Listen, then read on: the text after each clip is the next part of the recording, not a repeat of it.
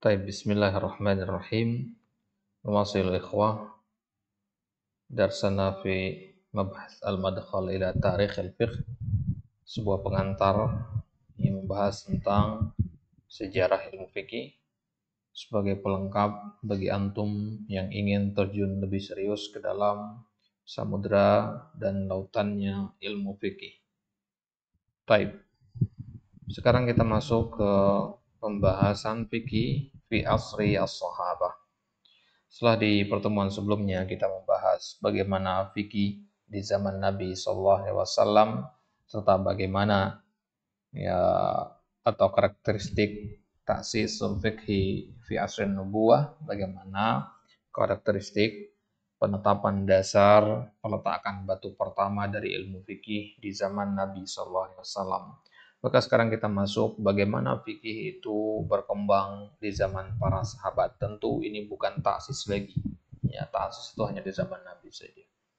Nah, ya, jadi asri sahabah, zamannya Nabi SAW.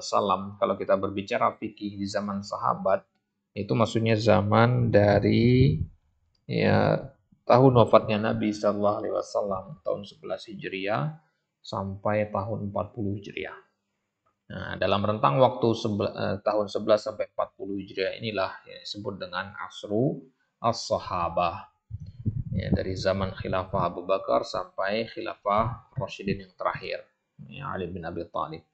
Nah, bukan timbul pertanyaan, apakah ya setelah asri khulafah Rasyidin itu para sahabat tidak ada? Jawabannya ada. Kan masih ada Ibnu Umar, ada Ibnu Abbas, itu sahabat-sahabat yang tadinya junior di zaman Abu Bakar dan Umar sebagainya. Ya, masih ada para sahabat. Ya, tapi taksir mereka, pengaruh mereka tidak sedominan ketika di zaman Khulafaur Rasyidin. Para sahabat masih banyak di zaman setelah zamannya Ali bin Abi Thalib, setelah khilafah Ali. Akan tetapi pengaruh mereka tidak semenonjol dan sekuat, tidak semendominasi ketika di zamannya Khulafaur Rasyidin. Maka tahdid 11 sampai 40 itu tahdid istilahi saja, bukan tahdid yang ya, apa namanya, tahdid yang sesuai dengan fakta sejarah, tidak. Baik, ya, apa yang akan kita bahas di pertemuan kali ini? Insyaallah taala akan ada ya, beberapa poin yang akan kita bahas. Yang pertama, al-maqsud bi asri sahabah. Apa yang dimaksud dengan zaman sahabat? Ya, dari zaman berapa sampai tahun berapa dan seterusnya. Kemudian manzilatu asri sahabah fi tarikhil fiqh, kedudukan zaman sahabat dalam sejarah fikih. Yang ketiga, inayatus sahabah bil wahyain, perhatian concernnya para sahabat terhadap dua sumber wahyu, yaitu Al-Quran dan Sunnah. Kemudian yang keempat, masadir tasyri' fi asri sahabah, apa saja sumber-sumber pensyariatan di zaman sahabat. Yang kelima, al-ijtihad fi asri sahabah. Ini pembahasan yang penting. Bagaimana sih ijtihad di zaman para sahabat itu, bentuk-bentuknya seperti apa dan hukumnya apa. Kemudian yang keenam, ikhtilafus sahabah fil fiqhi wal ijtihad, perbedaan pendapat di kalangan para sahabat dalam masalah fikih dan ijtihad. Kemudian yang ketujuh, aqsamul khilaf al-fiqhi alladhi waqa'a bainas sahabah, pembagian khilaf fikih. Jadi terjadi perselisihan juga dalam masalah fikih di zaman sahabat, dan itu normal. Nah, dan itu akan kita bahas nanti seperti apa dia.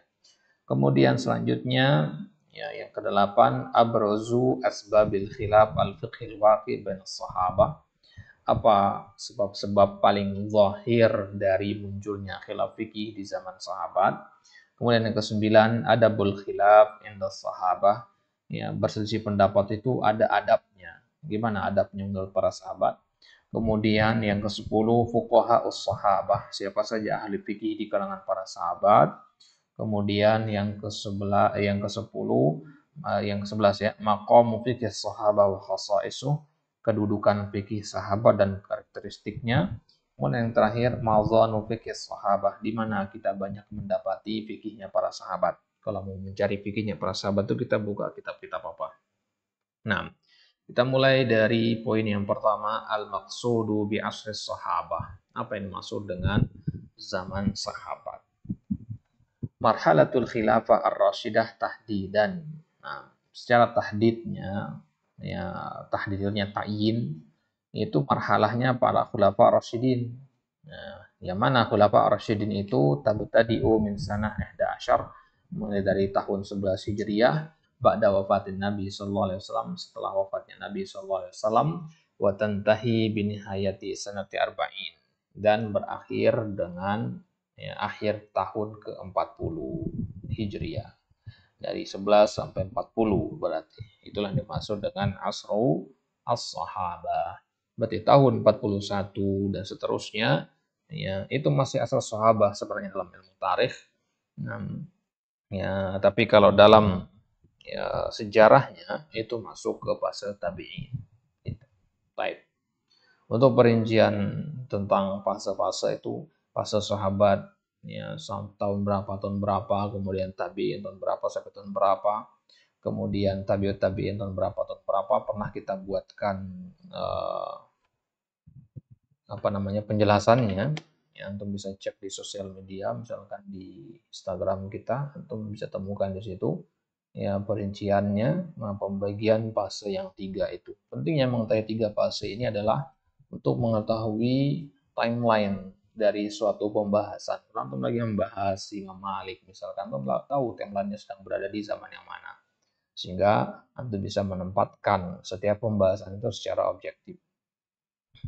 Baik. Ya, kemudian apa kedudukan dari asrus sahabah dalam rangkaian tarikh fikih itu? Ya, kalau zaman Nabi itu kan kedudukannya marhalah taksis. Nah, kalau asrus sahabat itu kedudukannya seperti apa? Yu'tabaru imtidadan, harus digaris bawahi. Ya, bahwasanya zaman sahabat itu adalah imtidad. Imtidad itu artinya lanjutan dari zamannya Rasul Sallallahu Alaihi Wasallam. Ya, estafet selanjutnya dari fase Nabi itu adalah fase sahabat. Li'annahu awsa bil amali bi sunnatihi. Nabi Sallallahu Alaihi Wasallam mewasiatkan kepada kita umatnya untuk mengamalkan sunnah beliau, wa sunnatil khulafa'ir rasyidin min ba'di, dan sunnah para khulafa rasyidin setelah peninggal Nabi Sallallahu Alaihi Wasallam. Nabi mengatakan, alaikum bisunnati, wajib atas kalian untuk berpegang teguh dengan sunnahku, wa sunnatil khulafa'ir rasyidin al-mahdiyyin min ba'di, dan sunnah para khulafa rasyidin yang diberi petunjuk setelahku. Addu 'alaiha bin nawajis, gigitlah ya sunnah-sunnah itu dengan gigi geraham kalian. Nah, yumatsilu ahdat tafsir tasyri'i. Kemudian kedudukan asrus sahabah itu dalam tarikh fikih adalah dia itu adalah yumatsil, dia itu menggambarkan ahdat tafsir, zaman tafsir tasyri'. Tafsir itu kan artinya penjelasan. Tasyri' artinya pensyariatan. Penjelas dari syariat. Fase penjelas syariat gitu. Itulah fase sahabat. Kenapa? Li'anna sahabata fassaru katsiran minan nususi tasyri'iyah. Karena para sahabat banyak menafsirkan atau sering menafsirkan nas-nas syariat. Wa fatahu abwabal istinbar. Mereka membuka pintu-pintu istinbar. Fasadarat anhum ijtihadatun. Maka muncul dari mereka itu ijtihad mereka tu'addu asasan liman ata ba'dahum. Yang mana ijtihadnya para sahabat itu dianggap sebagai asas, sebagai pondasi yang akan kemudian diteruskan oleh kalangan para tabi'in. Nah, ya, jadi wahyu ini ilmu agama itu ya diwariskan ya, dari satu generasi ke generasi selanjutnya. Ya, makanya dikatakan ulama itu warasatul anbiya, ya, para pewaris. Ya, karena memang ilmu itu diwariskannya seperti itu. Baik. Kemudian selanjutnya poin tentang inayatus sahabah bil wahyain, perhatian para sahabat terhadap dua wahyu, yaitu Al-Qur'an dan Sunnah. Inayatuhum bil Qur'anil Karim. Bagaimana perhatian para sahabat terhadap Al-Qur'anil Karim? Ishtaghalu bihi hifzan wa tafaqquhan wa amalan. Ya, mereka tersibukkan dengan Al-Qur'an. Sibuknya bagaimana? Hifzan, bentuk hafalan, hafalkan. Mereka sibuk menghafalkan Al-Qur'an. Wa tafaqquhan, tidak hanya sibuk menghafalnya dalam memori, tapi juga sibuk mentafakuhinya, untuk memahaminya. Apakah cukup hafal dan paham saja? Wa amalan, kemudian mengamalkannya. Nah, inilah tugas para menghafal Al-Quran. Menghafal Al-Quran bukan berarti selesai antum dari Al-Quran kelas, tidak. Ya, setelah menghafal masih ada tugas selanjutnya, itu memahaminya, ya, kemudian mengamalkannya. Baik. Fani bin Umar radhiyallahu anhu maqal laqad ishna burhatan min dahrina wa inna ahadana yu'tal imana qabla al-Qur'an wa tanzilu suratu ala Muhammadin fa yata'allamu halalaha wa haramaha wa ma yanbaghi an yuqafa indahu fiha. Nah, Ibnu Umar menceritakan bagaimana ya mereka di zaman sahabat dulu, bahwasanya ketika di zaman itu mereka itu sangat memperhatikan namanya Al-Quran. Ya. Dari Al-Quran mereka mempelajari halal haram. Ya. Dari Al-Quran mereka mempelajari kapan harus berhenti. Ya. Kapan harus berhenti, kapan harus ya berjalan, bagaimana bersikap, itu semuanya mereka ambil dari Al-Quran. Kemudian di antara bentuk perhatian para sahabat terhadap Al-Quran yang paling jelas bisa kita lihat dari zamannya Abu Bakar, ya, di peristiwa Jam'ul Mushaf, ya, proses pengumpulan mushaf, yang ini sudah atau sedang kita bahas di pembahasan Ulumul Quran, ya, di kitab Al-Miyasar fi Ulumul Quran di video yang ke-10. Anda bisa temukan di situ pembahasan tentang Jam'ul Mushaf. Ya, jadi mushaf dikumpulkan di zamannya Abu Bakar, itu yang latar belakanginya adalah kasur syuhada uminal qura. Karena banyaknya para syuhada dari kalangan qurra, orang-orang mati syahid dari kalangan para sahabat yang penghafal Al-Quran. Summa kitabatuhum lahu fi adi Utsman. Kemudian masih di zaman sahabat, Al-Quran itu dikumpulkannya di zaman Abu Bakar, nanti ditulisnya di zaman Utsman. Ya, ditulisnya dalam satu mushaf maksudnya. Nah, ya, wa irsalu mushafin likulli misrin min amsaril muslimin. Kemudian di zaman Utsman juga terjadi pengiriman mushaf ke seluruh negara kaum muslimin kala itu. Ya, 4 mushaf, ada yang ke Syam, ada yang di Hijaz, ada yang ke Yaman dan sebagainya. Tauhidan li kalimatihim, fungsinya adalah untuk menyatukan ya kalimat kaum muslimin ala kitabi rabbih, maka tidak terjadi perselisihan. Perinciannya itu insyaallah akan kita bahas di video ke-11, ke-12 dan ke-13 dari pembahasan ulumul Quran nanti.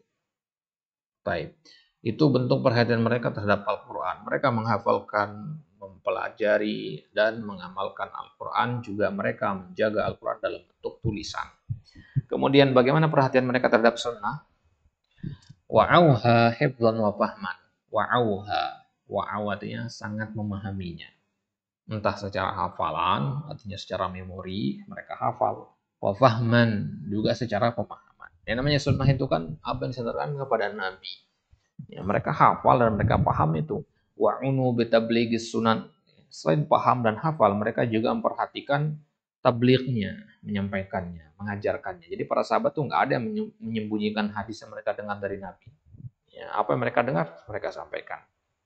Nah, karena memang ada anjuran dari Nabi untuk itu. Ma'asyiddati hirsihim ala tasabbut minal marwi. Mereka juga terkenal dengan tasabbutnya. Mereka itu sangat selektif dalam memastikan dan mengkonfirmasi ini beneran hadis Nabi atau bukan. Ya, sebagaimana Umar, ya, ketika ada seorang sahabat datang bertamu ke rumahnya, kemudian si sahabat tadi ucap salam 3 kali nggak dibukakan pintu, ya, sahabat tadi pulang. Ya, kemudian Umar nanya, kenapa kamu nggak nunggu saya bukain? Ya, sahabat tadi bilang, saya pernah dengar hadis Nabi begini. Maka kata Umar, saya nggak percaya kamu sampai kamu datangkan saksi. Ya, benar nggak kamu dengar seperti itu dari Nabi? Nah, ini bentuk bagaimana kesungguhan para sahabat itu dalam tasambut, dalam mengkonfirmasi, dalam tabayun, benar apa tidak bahwasanya itu merupakan bagian dari hadis Nabi SAW. Di antara bentuk perhatian mereka adalah, ya, contohnya ketika Jaddah ja'at ila Abi Bakar tas'aluhu mirathaha, seorang nenek, ya, perempuan tua datang kepada Abu Bakar bertanya tentang hukum, ya, miras, tentang hukum warisan, atau warisan dapat nggak dia. Maka kata Abu Bakar, malaki fi kitabillahi syai'. Dalam Al-Quran, menurut Al-Quran kamu tuh nggak dapat warisan apapun. Wa ma 'alimtu laka fi sunnati Rasulillah sallallahu alaihi wasallam syai'an. Dan aku juga nggak tahu dalam sunnah Nabi ada bagian apa tidak begitu. Tidak ada. Ya. Menurut hadis Nabi, menurut Al-Quran, kamu nggak dapat bagian. Farji'i hatta as'alan nas. Maka kata Abu Bakar, sekarang kamu pulang. Ya, saya akan tanya ke orang-orang dulu. Tanya para sahabat, maksudnya ke Dewan Syuronya dan Syuronya Abu Bakar. Fasa'alahum. Ya, kemudian Abu Bakar bertanya kepada mereka, memastikan, benar nggak ada ayat atau hadis tentang hal itu. Maka Mughirah bin Syubah mengatakan, ya, hadar tu Rasulullah SAW atoha as-sudusa. Maka kata Mughirah, ya, saya pernah hadir dalam suatu majelis Nabi memberikan warisan kepada atau menetapkan warisan bagi perempuan, ya, nenek itu 1/6. Maka kata Abu Bakar, hal ma'aka ghairuka, ada orang lain nggak yang melihat peristiwa itu? Nah, ada orang lain nggak yang memastikan? Ini kan bentuk konfirmasi dari Abu Bakar. Kenapa Abu Bakar nggak langsung terima ucapan yang Mughirah tadi? Gitu. Bukan berarti Abu Bakar nggak percaya sama Al-Mughirah. Ini bentuk perhatian beliau. Ya, karena ini bukan ucapan sembarangan yang dinukilkan, ini perkara agama. Nah, maka ketika Abu Bakar bertanya, ada orang lain nggak yang menyaksikan itu? Berdirilah Muhammad bin Maslamah Al-Ansari. Ya, kemudian Muhammad bin Maslamah ini mengatakan ucapan yang sama seperti ucapannya Mughirah tadi. Fa'anfadzahu laha Abu Bakar. Maka Abu Bakar pun akhirnya mempercayai ucapan itu dan menerapkan seperti tadi. Nah, akhirnya diberikanlah kepada nenek tadi 1/6 dari harta warisan.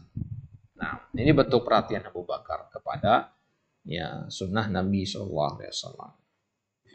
Baik. Kemudian masadiru tasyri' fi asri sahabah, ya. Apa saja sumber-sumber pensyariatan fi asri sahabah? Insyaallah taala nakhudhuhu fil liqa'il qadim. Ya, natafi bihadza ila huna wa sallallahu ala nabiyina Muhammadin wa ala alihi wa sahbihi wa sallam.